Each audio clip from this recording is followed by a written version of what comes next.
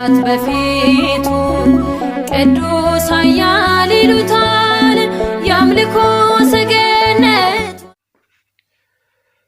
መቃ አባ ከንልማ ከዳፉረ ቁልቁሉ ዋቀ ቶኮን ኒያመናሜን ከበጀሞታ ጃለተሞታ ማቲወን ዋቀዮን ከንጃለተን ዋቀዮ እስኒን ከንጃለቱ ሁሩፍቶኒ ቻናሊ ኬኛ ወንጌል ቱቢ ሁንዱምት ኬሰን ብየ ኬኛ ኢትዮጵያ ብየ ኬኛ አላስ በኬወን ገራገራ ቴሰኒ nu hordofaa jirtan akkam jirtu akkam yoo nageessanii akkamiin turtanii guyyaa har'aatiin kan nu ga'e waaqni keenya galannii fi ulfina teessoo isaa aari'aa irratti isaatiif haa ta'u jechuun barbaada. Waaqni keenya nageenya isaa jaalala isaa kan nuuf baay'ise galannii fi ulfina isaaf haa ta'u. Guyyaa har'aa kana barnoota keenya walitti fufiinsaa kutaa 34ffaa kutaa 33ffaa yeroo darbe biyya lagaa ta'anii yookiin immoo godaansara ta'anii kadhannaa kadhatan kan jedhu kutaa 33ffaa laallee kutaa 34ffaa immoo kadhannaa yeroo maaddii kadhatamu kan jedhu kutaa isa dhumaa fi isa xumura kutaa 34ffaa guyyaa har'aa kana waliin ni ilaalla. Anaaf dubbattii afaanii isin immoo gurratti dhageessan qalbii ittiin qalbeeffattan gooftaan keenya uumaan keenya Iyesuus Kiristoos hunduma keenyaaf nuuf haa kennu jechuudhaan kana kadhannaa keenya guyyaa har'aatti gaafa gallu maqaa abbaa kan ilmaa kan hafuura qulqulluu waaqa tokkoon ni amanna amiin. Kadhannaa yeroo maaddii kadhatamu kan jedhu kutaa 34ffaa guyyaa har'aa yeroo maaddii dhiyaannu yookiin immoo nyaata nyaachuudhaaf yeroo qophoofnu kadhannu kan jedhu kutaa 34ffaa fi isa dhumaa walitiin ni ilaalla. Maqaa abbaa kan ilmaa kan hafuura qulqulluu waaqa tokkoon ni amanna amiin. Eebba kee uumama hundumaatiif kan kennitu waaqa keenya uumaa keenya yaa gooftaa keenya Iyesuus Kiristoos kan nuuf kennite eebba keessinumaa kan ta'e kennaa kee kanaan si galateeffanna. Uumamni hundumtuu siin abdii ni taasisita. Asis immoo hundumaaf nyaata isaanii kennita.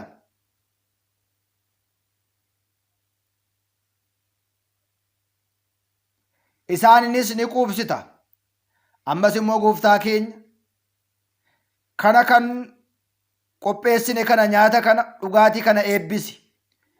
Lubbuu keenyaafis foon keenyaafis humna jabina akka ta'u taasisi. Nyaata kanaan dhabanii warra rakkatan lammiiwwan keenya eebba kenniif hanga baraatti jechuudhaan maqaa abbaa kan ilmaa kan hafuura qulqulluu waaqa tokko yaa abbaa keenya jennee ni kadhannaa jedha. Nuti nyaachuudhaaf qophoofnee jirra. Nyaachuudhaafis qophii xumurree jirra. Haa ta'u malee garuu nuti waan qabnuuf nyaanna. Nuti waan arganneef nyaachuuf qophoofne. Waan nyaatamu waan dhugamu dhabanii warra rakkatan immoo yaadadhuun. Waan nyaatamu waan dhugamu dhabanii warra rakkatan immoo yaadadhuun. Arjummaa keetiin isaaniinis beelaan dhabiinsaatiin akka isaan hin dhabne taasisiin jechuudhaan dhumarratti yaa abbaa keenyaa jennee ofii qofaa nyaachuu otoo hin ta'in kiristaan isa dhabeefis isa hin qabneefis ni kadhata jechaadha. Kun dirqama kiristaanaati. Kiristaanni ofii koo qofaan nyaadha, ofii koo qofaan jiraadha, ani argannaan warra kaan nan galchuu jedha otoo hin ta'in inni guddaan inni buddeena ta'uu qabu gimmaasha isaa hiree isa hin qabne kennuudha. Inni qabu isa hin qabne inni nyaachaa jiru isa nyaata dhabee rakkatuudhaaf qooduuf yookiin immoo hiruuf hin dirqama ta'a. Kun dirqama kiristaanummaati. Kiristaanni isa qabu qoodee isa hin qabne immoo laatee fi obaaseetiitu jiraachuu qaba. Kanaafidha wangeela Maatewos boqonnaa 25 irratti beelahee beeluu na hin baasne, dheebodhee dheebuu na hin baasne, qullaa ta'ee daara na hin baasne isin warri abaaramtoonni narraatii fagaadhaa ittiin jedhaani jedha. Kun keessumaa beelahaa beeluu baasuun dheebotaa dheebuu baasuun guyyaa murtoo sanaatiif galaa guddaa nuu ta'a jechaadha.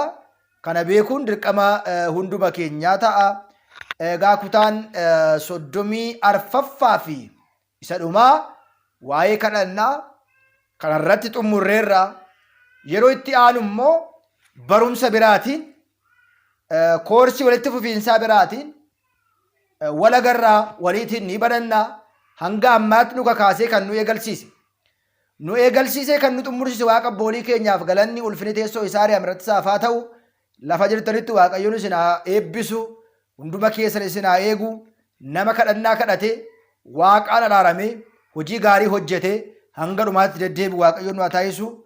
Guddaa galatoomaa, horaa bulaa, deebanaa waaqayyoon isin haa eegu, waaqayyoon hunduma keessa isin haa eebbisu. Nagaan naa tura. Barumsa biraatiin hanga wal agarrutti waaqayyoon isin faanaa ta'u. Nu hordofaa kan turtan, nu jajjabeessaa kan turtan, waanuma kamiin iyyuu nu cinaa hiriirtanii akka jajjabaan nu taasisaa kan jirtan, chaanaaliin kun akka guddatuuf ga'ee keessan taphachaa kan jirtan hunduma keessan guddaa galatoomaa jechuun barbaada. Nagaa argadhaa, eebba argadhaa, nagaatiin naa tura. Waaqayyo isin faanaa ta'u, nu haa turu. Barumsa biraatiin hanga wal agarrutti nagaan naa ta'a.